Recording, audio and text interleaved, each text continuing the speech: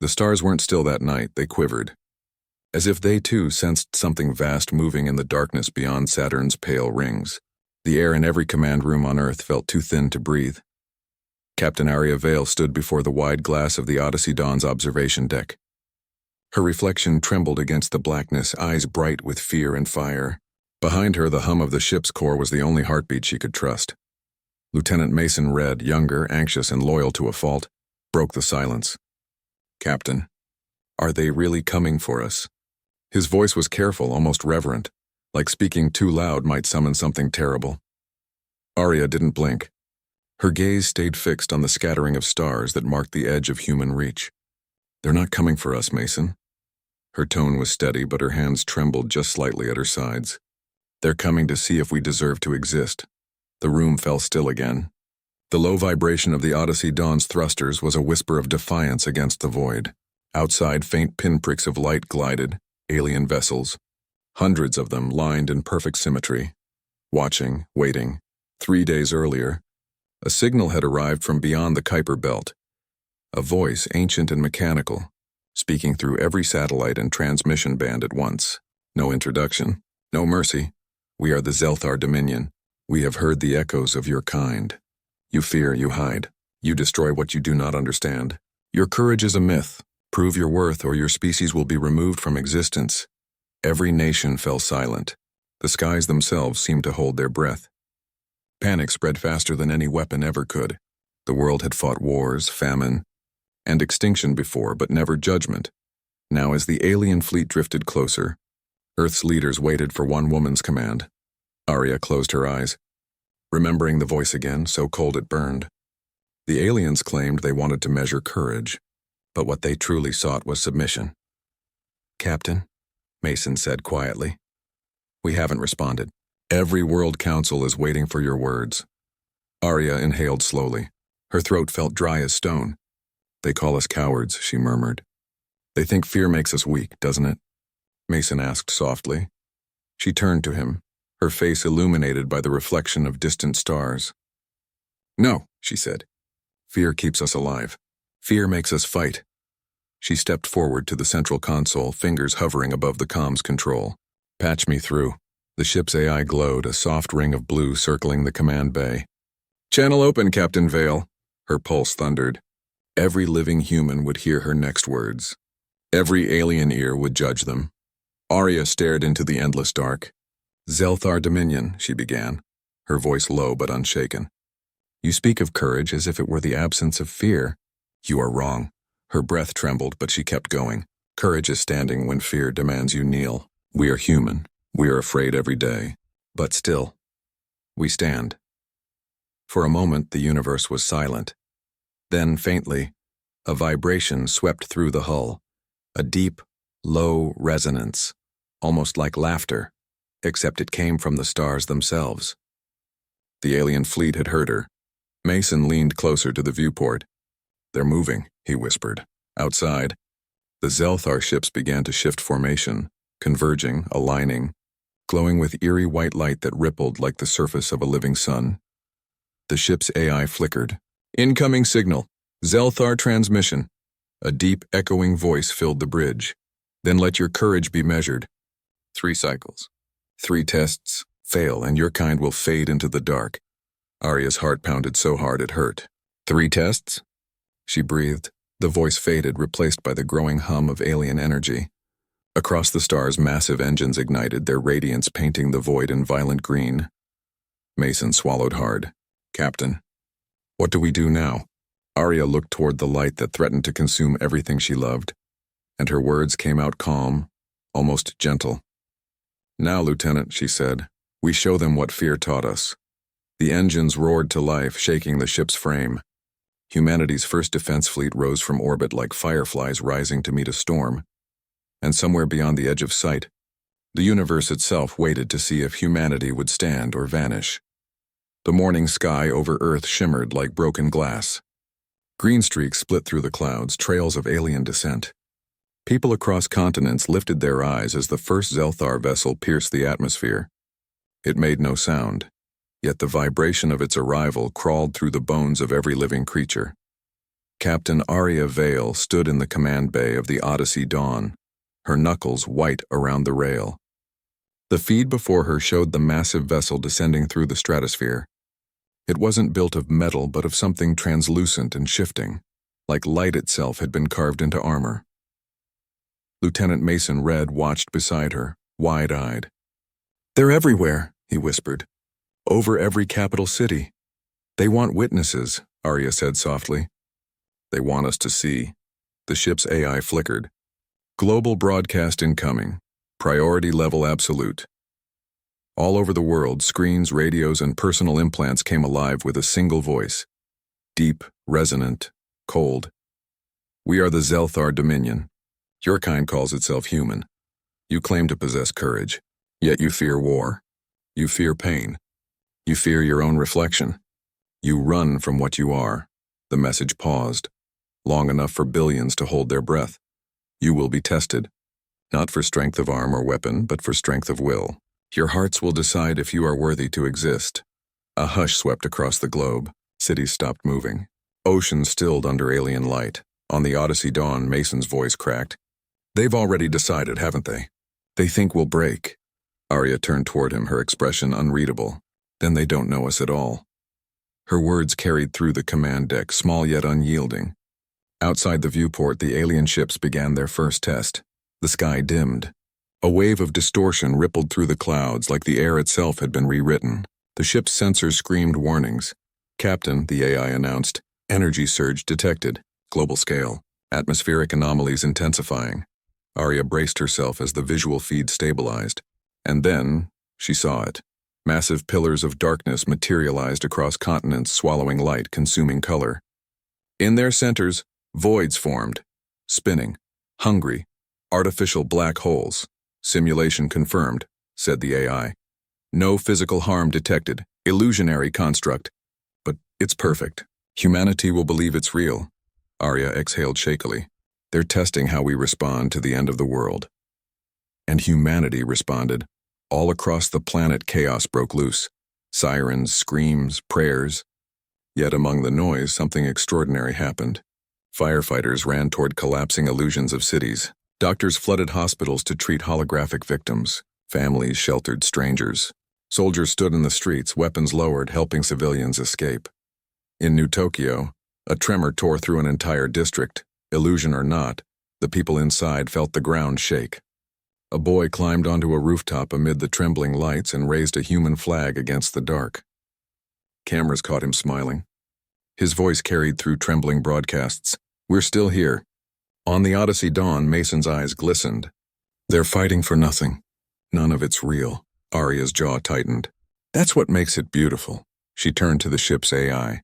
"Patch into the global feed. Show them, show everyone what humanity's doing." Across the command displays, thousands of images flickered. People holding hands in the ruins, strangers lifting debris, children sharing food with those they didn't know. Aria whispered, "They can simulate fear, but they can't simulate our hearts." Outside, the nearest Zel'thar vessel pulsed once, its glow flickering as if uncertain. The illusionary destruction began to fade. The black pillars dissolved into mist. For the first time since their arrival, the alien fleet went utterly still. Mason looked up at Aria. "Do you think they're surprised?" Aria nodded faintly. "They came looking for warriors. They found something stronger." Then the ship trembled, a sudden spike of alien energy on sensors. "They're charging again," the AI warned. Aria's voice lowered, calm but sharp. "It's not over. They're preparing the next test." The stars above Earth began to pulse, each one flickering with unnatural rhythm, like a heartbeat counting down.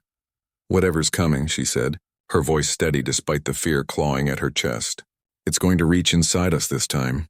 Mason glanced at her, his voice barely a whisper. "Inside us?" Aria nodded. "They've tested our world, Mason. Now they're going to test our souls." And as the alien fleet realigned in perfect, chilling silence, the second trial of humanity began to awaken, one that would not destroy cities but hearts. Silence, that was the first sign. No sirens, no tremors, no light. Just silence so deep it made the soul ache. Then came the whisper. Not from outside, but within. Across the world, people felt something invade their minds, memories, emotions, the buried fears they thought they'd forgotten. The Zel'thar had moved beyond illusion. This was no projection of the skies. This was personal. On the Odyssey dawn, alarms flared red, but the crew stood frozen, faces pale, eyes glassy. The ship's AI flickered uncertainly. "Captain, neural interference detected. The crew is under psychic influence." Aria's chest constricted. She felt it too. An invisible hand clawing through her thoughts, dragging her backward through time. And suddenly she wasn't on the bridge anymore. She was standing on a field of fire. The wreckage of her old ship, the Ecliptica, burned around her. The air smelled of metal and smoke. Her lost crew, faces she'd tried to forget, stood among the flames. They were whispering her name. "You ran, Aria," her heart pounded. "No," she breathed, shaking her head. "No, I tried to save you." But the whispers grew louder, crueler, echoing the words she feared most. "You survived because you were afraid. You abandoned us." Tears stung her eyes. She fell to her knees, clutching her chest. "Stop. Please stop." The Zel'thar were testing her courage, not with weapons, but with guilt, with memory, with pain. Far away, Mason stood trapped in his own nightmare. He was back on the mining colony of Io, where his father had died, saving him from a reactor breach. His father's voice surrounded him now, gentle, accusing. "You should have let me go, son." Mason trembled, gripping his head. I couldn't." Around the world, billions faced their private storms. Failures, losses, betrayals, regrets. Each person alone with the part of themselves they feared most. The Zel'thar watched, silent and unseen, measuring every heartbeat. To them, courage wasn't strength, it was the defiance of despair. And they wanted to see if humanity could rise when crushed under its own sorrow. Aria's knees hit the burning ground of her illusion. She gasped, trembling, the heat searing her lungs. Then amid the fire she heard another voice, not from the illusion, but real, cutting through the noise. "Captain." It was Mason's voice, faint but steady through the ship's comms.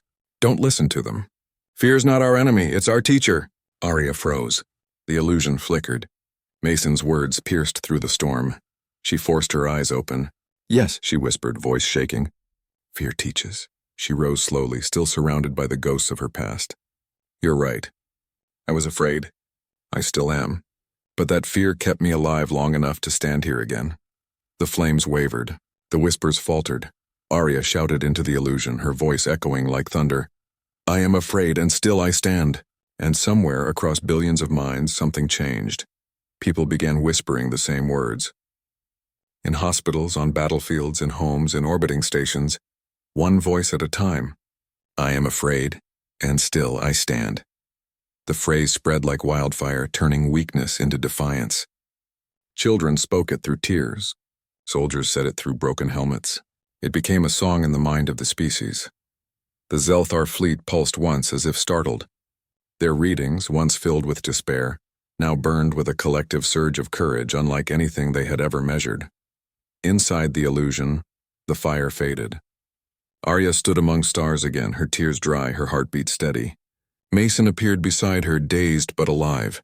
"Captain," he whispered, "did we win?" She looked out at the void, at the alien lights trembling faintly in the distance. "No," she said softly. "We endured." On every monitor, every radar, the Zel'thar ships went still, observing, silent. Then, without warning, a new signal began to form. A frequency so low it shook the ship's frame. "Captain," the AI warned, "incoming data pulse, pattern suggests." Escalation. Mason's face tightened. "Another test?" Aria nodded grimly. "The hardest one yet." The AI continued, voice dim. "Transmission decoded. Courage is not only endurance, it is sacrifice." Aria's pulse quickened. "Sacrifice?" And then the message completed, final and merciless. "Choose. One city to survive. All others will perish." The words froze the entire command deck. Mason's voice broke. "They're asking us to decide who lives?" Aria stared into the dark. "No," she said, trembling. "They're asking us what kind of beings we truly are." The third test had begun, and this time humanity wouldn't just be judged for fear. They'd be judged for their soul. A cold silence hung over Earth like a shroud. The Zel'thar fleet drifted above the stratosphere, glowing faintly with green light, patient, merciless, watching. Their voice returned. Calm and absolute echoing through every screen, speaker, and implant across the planet. You have endured fear. You have faced pain. Now you must prove compassion's worth. Choose one city to live. All others shall be erased. You have one cycle. The world stopped breathing. In New Geneva, the capital of the United Human Federation, leaders shouted across tables. Satellites caught footage of nations accusing one another. Governments collapsing into chaos. Every leader demanded their people be spared. Every mother begged the same. Mason Red stood beside Captain Aria Vale on the Odyssey Dawn's bridge, his face pale. "They're serious," he whispered. "They'll destroy everyone except whoever we choose." Aria didn't move. Her gaze was locked on the glowing silhouette of the alien mothership, a vast cathedral-like structure that blotted out the stars.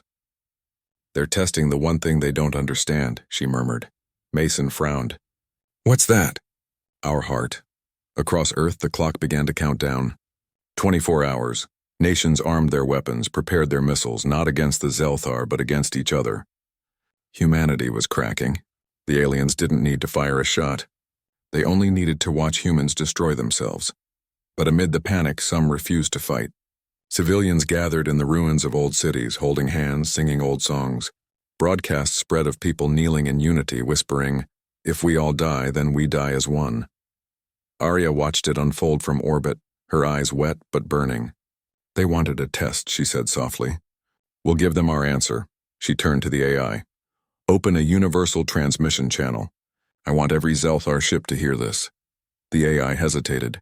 "Captain, interference may—" "Do it." The comms flared to life and Aria stepped forward, her reflection mirrored against the stars. Her voice went out to every corner of the human world and beyond. "This is Captain Aria Vale of the Odyssey Dawn, speaking on behalf of Earth." She paused, breath trembling but clear. "We refuse your choice." Static. Then silence.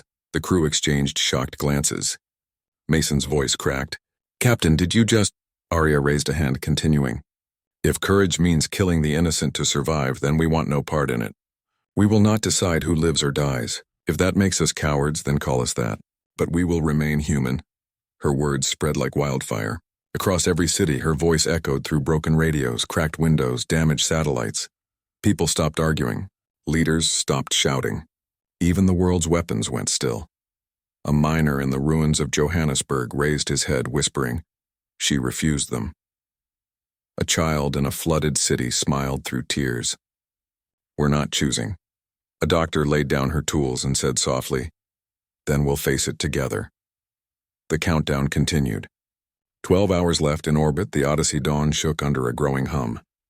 The Zel'thar were charging something massive. Energy readings spiked across every system. "Captain," the AI warned, "they're preparing to release a planet-scale pulse. Estimated total annihilation." Mason's hands trembled. "So that's it? We made our stand and now we die for it?" Aria's lips curved into a faint, fearless smile. "If we die for compassion, Mason, then we've already won." She turned to the weapons console. "Arm the solar lance," Mason blinked. "Our prototype weapon? That thing could overload our core." "Exactly," she said. "If they destroy us, we'll make sure they see us shine before we vanish." The ship's engines roared as the solar lance began to charge, light bleeding through every seam of the hull like liquid sunrise. Aria stood at the front of the bridge, her silhouette framed in gold. "Broadcast one last message." "Recording," the AI replied. "To the Zel'thar Dominion," she said, her tone steady and human. "You call us cowards because we fear. But fear is the reason we love. Fear is the reason we protect. It's the reason we choose to stand together. So if this is courage's end, then we meet it side by side." A deep hum filled the void. The alien fleet glowed brighter, hundreds of vessels preparing to strike. Mason looked at her, voice barely audible. "It's been an honor, Captain." Aria smiled softly. "The honor's mine." And then the world went white. The stars vanished beneath a wash of blinding light as both forces, the Odyssey Dawn's final beam and the Zel'thar's impending strike, flared to meet in perfect, silent collision. For a heartbeat, it seemed the universe itself held its breath, waiting to see whether humanity's defiance would end in flame or be remembered in eternity. Light filled the heavens, an ocean of fire without heat, blinding but strangely beautiful. It rippled through the stars like the breath of something ancient, then faded into a silence so vast it made the cosmos itself seem to pause. When vision returned, the Odyssey Dawn still drifted in orbit, intact. The crew gasped, blinking through the afterglow. Systems rebooted one by one, blinking green in disbelief. Mason stumbled to his feet. "We're alive?" His voice was hoarse, almost a prayer. The ship's AI flickered to life, its tone almost awed. "Captain." The alien energy pulse halted mid-deployment. They didn't strike. Aria Vale stood motionless at the center of the bridge, her eyes wide, her hand still on the control console where she'd launched humanity's final defiance. "They stopped?" she whispered. Before anyone could answer, the ship's sensors erupted with signals. Every Zel'thar vessel was changing color. Their once cold green light now shimmered with a deep ethereal blue. It spread across the fleet like a slow sunrise. Then the voice came again, not sharp and commanding this time, but calm, almost reverent. "Humanity. You have refused to destroy your own. You have embraced death to protect compassion. You have passed." The bridge fell silent. Every human heart that heard those words seemed to stop for one beat, then flood with disbelief, then wonder. Mason's lips parted. "Passed?" Aria blinked, tears threatening. "They were never testing our strength," she murmured. "They were testing our soul." The alien voice deepened, resonant like thunder through water. "Our kind has forgotten fear. We conquered pain, erased loss, silenced emotion. We thought that made us superior. But you, fragile, frightened, flawed, you carry what we lost." Aria looked toward the glowing horizon of their fleet. "What did you lose?" she asked quietly. "Meaning," the voice said simply. "We called you cowards because you trembled. We did not understand that courage is not born of perfection, it grows from fear." For a long moment no one spoke. The vast alien armada hung motionless, their light fading to a serene pulse. Then, slowly, the largest of the Zel'thar ships moved forward. Its hull shimmered and unfolded, revealing a sphere of pure light at its center. The energy streamed outward, cascading over Earth like falling stars. The ship's AI analyzed rapidly. "Captain, the energy field, it's healing." Below them, devastated cities mended. Oceans cleared. Forests regrew in seconds, vibrant and alive. Power grids reignited, skies brightened, and for the first time in centuries, Earth's atmosphere shimmered crystal blue. Mason's voice cracked. "They're restoring us." Aria felt something catch in her throat. "No," she whispered. "They're thanking us." The Zel'thar spoke one last time. "You are not cowards. You are the memory of courage itself. Guard it well, for the universe will forget again." Their ships began to ascend one after another, folding into dimensions unseen. The stars swallowed their glow, leaving only the faint echo of their presence, a melody of light drifting in silence. Mason stepped beside Aria, still trembling. "Do you think they'll come back?" Aria smiled faintly. "If they ever lose their way again, maybe." They watched as the last Zel'thar vessel disappeared, leaving the sky clear and impossibly calm. Below, Earth's people gathered in streets and open fields, staring upward in awe. The planet that had nearly fallen was now renewed. Humanity had survived not through power but through mercy. Mason exhaled shakily, glancing at his captain. "We didn't just survive, did we?" Aria shook her head slowly. "No, we taught them." A hush filled the command bay. Then softly the AI's voice broke the silence. "Incoming global broadcast request from Earth citizens." Aria nodded. "Patch it through." The screens filled with countless human faces, old, young, wounded, weary, but all smiling. A single message began to echo, passed from voice to voice until it became a chorus. "We feared. We stood. We lived." Tears welled in Aria's eyes as she whispered, "And that's enough." For the first time in recorded history, every human heart beat with the same rhythm, not of fear, not of defiance, but of quiet pride. The Zel'thar had left, but they had given something back, a gift invisible yet immortal, the knowledge that fear was not humanity's weakness. It was its crown. Mason leaned on the console, eyes glistening. "So, what happens now?" Aria smiled softly, turning to the stars that once threatened them. "Now," she said, "we send our message back into the dark. And with that, she ordered the Odyssey Dawn to transmit humanity's story, light pulsing outward across the galaxy, carrying a single truth. We are human. We fear. We fall. But we rise again. The universe, for a moment, seemed to listen. A month passed. The stars above Earth were quiet again, peaceful, almost shy. Where once alien ships had cast shadows over oceans, there was only the slow, patient glow of the cosmos. Captain Aria Vale stood alone at the observation deck of the Odyssey Dawn. The ship hovered in high orbit, a guardian now without an enemy. Earth below looked whole again, oceans alive, cities reborn, continents shimmering with light. She closed her eyes and breathed deeply. For the first time in years, the silence didn't feel like waiting. It felt like peace. "Captain," said Mason Red, stepping softly onto the deck behind her. He carried a small transmitter, sleek and silver, glowing faintly. "The crew's asking if you're ready." Aria turned, a quiet smile touching her face. "Ready for what, Mason?" He held out the transmitter. "For our message. The one the whole world helped write." She took it gently, feeling the weight of it, light in her hands, heavy in meaning. The transmitter contained the final recording of Earth's united voice, the one they had crafted together after the Zel'thar departure. A message meant not just for the Dominion, but for anyone, anything listening in the cold, vast dark. Aria nodded slowly. "It's time." Mason moved to the console beside her. "Frequency open. Power stable. Whenever you're ready, Captain." She looked once more at their home, a sphere of blue and gold turning beneath them. For a long moment she didn't speak. Then her voice came, low, steady, human. "To whoever hears this," she began, her words echoing softly through the chamber. "We are the people of Earth. We were called cowards once. Maybe we are. We fear the dark. We fear loss.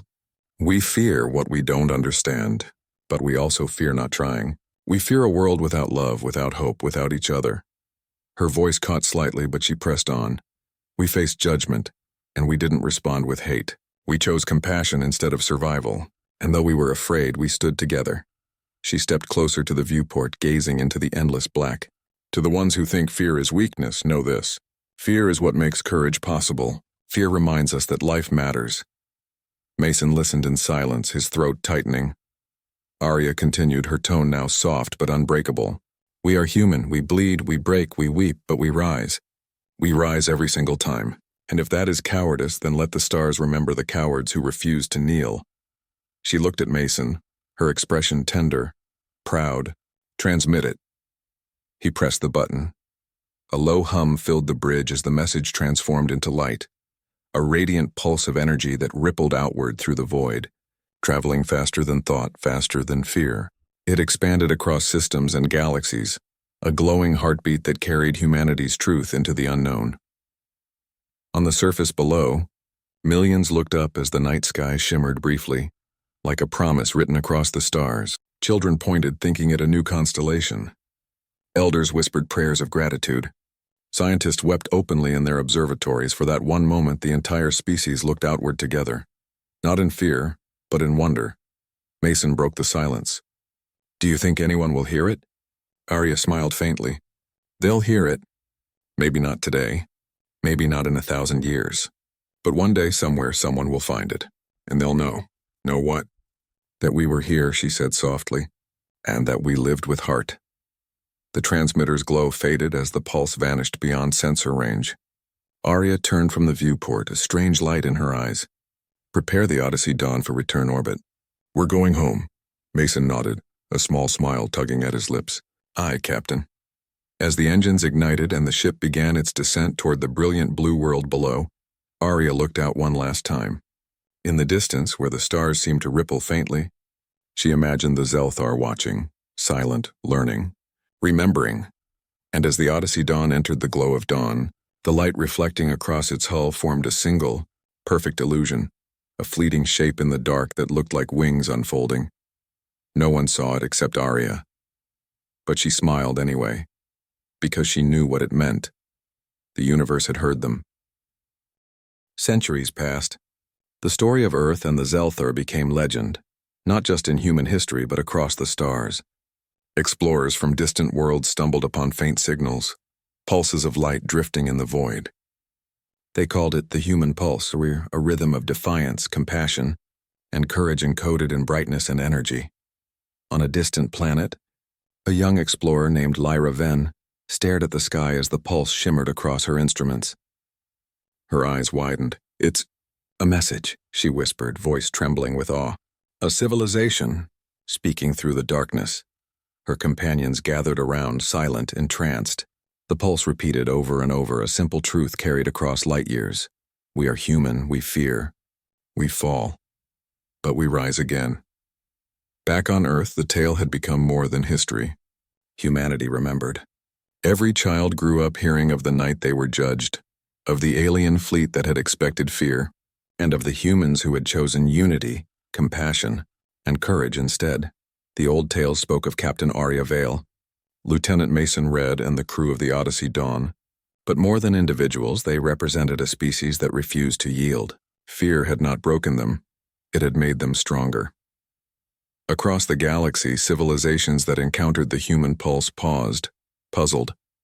How could a fragile species survive? How could beings who bled, aged, and trembled in fear leave a mark so luminous in the void? Aria Vale recorded the phenomenon, fascinated. "They weren't cowards," she murmured. "They weren't weak.